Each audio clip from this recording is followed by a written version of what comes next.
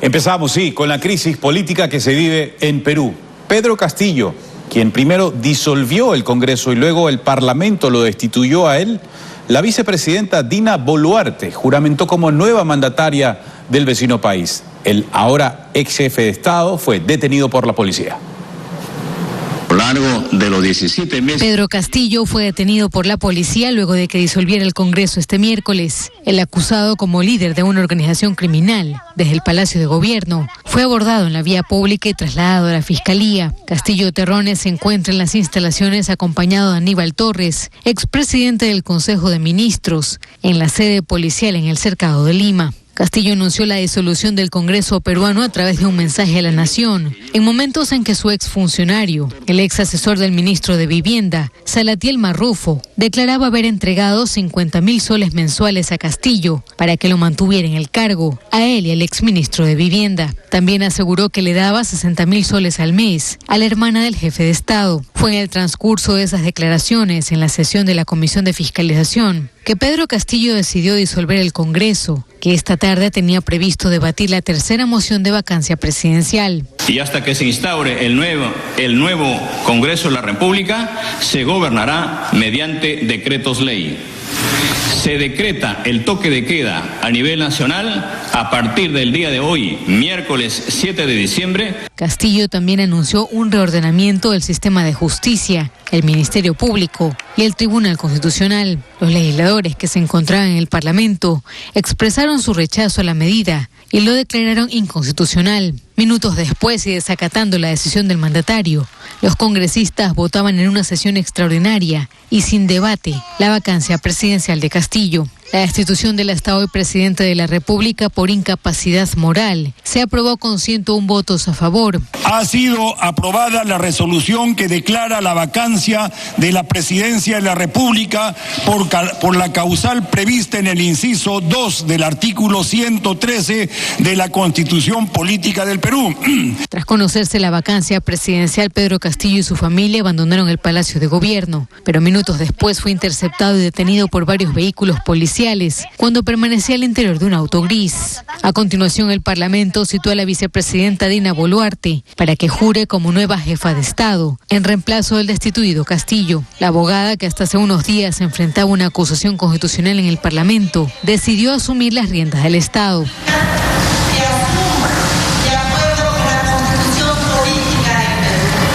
Dina Boluarte entra en la historia de Perú al convertirse en la primera mujer en asumir el máximo cargo del país. Perú ha tenido 6 presidentes desde el 2016. Desde diciembre de ese año, ninguno de los mandatarios electos ha terminado su cargo. Pamela Montilla, TC Televisión. La crisis de Perú provocó la suspensión de la cumbre de la Alianza del Pacífico que tendría lugar el 14 de diciembre en Lima. El secretario de Relaciones Exteriores de México lamentó los últimos acontecimientos en Perú y dijo que hacía votos por el respeto a la democracia y a los derechos humanos. En la cumbre de la Alianza del Pacífico, que reúne a Chile, Perú, México y Colombia, Perú debía recibir de México la presidencia pro tempore. El gobierno de López Obrador había salido varias veces en defensa de Castillo, asegurando que detrás de la crisis peruana hay un plan de golpe de Estado.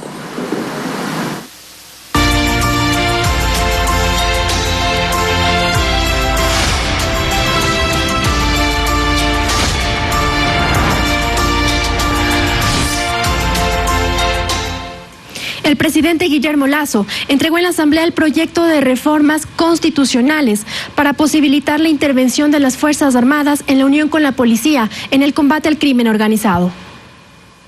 Un fuerte aplauso para el señor presidente. El presidente de la República ingresó a la Asamblea Nacional y ahí estaban cientos de personas que llegaron de varios puntos del país. Fue al Parlamento a entregar un proyecto de reforma a la Constitución para permitir que los militares se sumen al trabajo de la Policía Nacional. En apoyo a la Policía Nacional para luchar contra las mafias, el crimen organizado, el narcotráfico y la delincuencia común. Día tras día mueren en el Ecuador muchos ciudadanos y no son simplemente una estadística. Son padres de familia, son madres de familia, son hijos, inclusive niños que los utilizan de escudo. Son seres humanos por los que su familia llora porque siente su ausencia. Pidió a los legisladores que se reivindiquen con el país. La Asamblea Nacional no le puede dar las espaldas a miles de ciudadanos que se ven atemorizados al ver en riesgo su seguridad y la paz de sus familias. La Asamblea puede ofrecer una solución permanente y duradera en el combate contra las drogas. Llegamos todos aquí con la esperanza de que esta Asamblea tenga la oportunidad de reivindicarse con el pueblo ecuatoriano. Es momento de que esta Asamblea Nacional se defina. ¿Están del lado de los ciudadanos o del lado de los criminales y de la violencia? Es momento de definiciones. Yo me pregunto, ¿de qué lado están ustedes? ¿De qué lado está la Asamblea Nacional? Los invitó a hacer un aporte en la lucha contra el narcotráfico, la delincuencia y lo que denominó la narcopolítica. Esperamos poder deponer los intereses políticos, partidistas y personales para privilegiar la seguridad y la paz de la familia ecuatoriana. Necesitamos esta herramienta para dar seguridad y tranquilidad. El apoyo de las Fuerzas Armadas es vital en la lucha contra los violentos, contra los narcos, contra los delincuentes, contra los mafiosos e inclusive en contra de la narcopolítica en el Ecuador. Los violentos no nos van a callar, los violentos no nos van a callar y no nos van a ganar esta batalla. Esta batalla la va a ganar el pueblo ecuatoriano. Luego del discurso, el presidente Guillermo Lasso firmó el decreto que da luz verde al trámite de la reforma parcial. Fue hasta la puerta del salón Nela Martínez. Ahí estaba el presidente del Parlamento. A él le entregó el documento. Los invito a deponer intereses políticos, partidistas y personales para urgentemente dar trámite a esta reforma. Tenga la certeza que dentro de los plazos que prevé la ley y la Constitución, vamos a dar trámite a esta enmienda constitucional que ha dispuesto la Corte Constitucional. El jefe de Estado salió de la Asamblea y Virgilio Saquicela explicó qué plazos deberán cumplir para cerrar el trámite de la reforma. Luego del primer debate, la ley establece de que en no menos de 90 días podrá ser el segundo debate. El secretario de Seguridad, Diego Ordóñez, explicó que la reforma permite que los militares ayuden a la Policía Nacional sin necesidad de que exista un estado de excepción. No podemos estar de estado en excepción, Y eso significa que las Fuerzas Armadas, sin necesidad de esa declaratoria de estado de excepción, puedan acudir en apoyo de la Policía Nacional para recuperar el orden público ciudadano dentro de las cárceles y frente a amenazas que superen la capacidad de la policía. El Consejo de Administración de la Legislatura calificará el proyecto y lo enviará a la Comisión de Enmiendas de la Asamblea Nacional para que empiece el análisis. Cristian Hidalgo, TC Televisión. Según representantes del gobierno, hay información de inteligencia que vincularía a candidatos a las próximas elecciones con el narcotráfico. La Secretaría Anticorrupción alertó del impacto de esta actividad en los procesos electorales.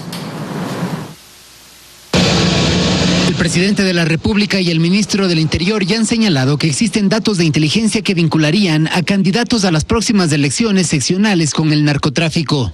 Los que se oponen a la consulta sin siquiera conocer sus preguntas son aquellos que instauraron la narcopolítica como forma de vida. El secretario anticorrupción Luis Verde Soto señala que es de conocimiento público que en las provincias como Guayas, Esmeraldas, Manabí y Los Ríos, el narcotráfico ha penetrado en la política desde hace varios años. Las rutas de transporte de narcotráfico generan solidaridades, generan influencia en autoridades, generan influencia en elecciones, y ahora estamos preguntándonos cuál es la nueva situación de las elecciones, si es que acaso los carteles están poniendo ya directamente candidatos. Esto en el marco del conversatorio sobre el impacto del narcotráfico en los procesos electorales, donde expertos internacionales señalaron el objetivo de la narcopolítica. Tener gente, por ejemplo, en el Congreso, gente en el Poder Judicial, en el Poder Ejecutivo, para poder crear políticas públicas que permitan sus objetivos. Aquí también se mencionó la importancia del periodismo para prevenir la infiltración del crimen organizado en las instituciones públicas. Fundamental el rol exacto del periodismo de intermediación entre la ciudadanía y el Estado en torno a algo que consideramos que es un bien común, un Estado y una sociedad que no tengan injerencia en narcotráfico, que no tengan injerencia del gran crimen internacional. En estas elecciones será fundamental el trabajo que desarrollen diferentes instituciones del Estado para identificar el patrimonio de los candidatos y el financiamiento de sus campañas electorales. Isaías Cruz, TC Televisión. Esta tarde el primer mandatario mantuvo una reunión privada con el secretario del Departamento de Seguridad Nacional de los Estados Unidos, Alejandro Mayorkas, con quien se establecieron mecanismos de coordinación entre ambos países en materia de seguridad, lucha contra el crimen transnacional y el narcotráfico. Para nosotros es un motivo de satisfacción y un honor recibir al secretario Mayorkas y poder conversar sobre aspectos relacionados con la seguridad y de qué manera podemos coordinar el apoyo y la cooperación de los Estados Unidos con Ecuador y de Ecuador también con los Estados Unidos en temas tan delicados como el narcotráfico, el crimen organizado, la trata de personas, el tráfico de armas.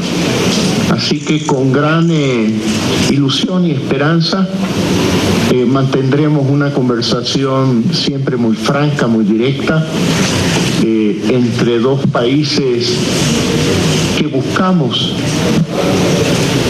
fortalecer aún más nuestras relaciones. El jefe de Estado impuso la condecoración en la Orden Nacional al Mérito en grado de comendador al empresario ecuatoriano Luis Baker por su destacada trayectoria profesional, impulso a la generación de empleo y aporte al desarrollo del país. La ceremonia se desarrolló este miércoles en el Palacio de Carondelet. También el presidente recibió en el Palacio de Gobierno a los niños que viajaron al Mundial de Fútbol en Qatar como parte del programa Hincha de mi Barrio del Ministerio del Deporte. Los menores compartieron con el presidente su experiencia de viajar y apoyar a la Tri en los partidos que jugó en la fase de grupos de la contienda mundialista. Y que nos representaron del azul y rojo.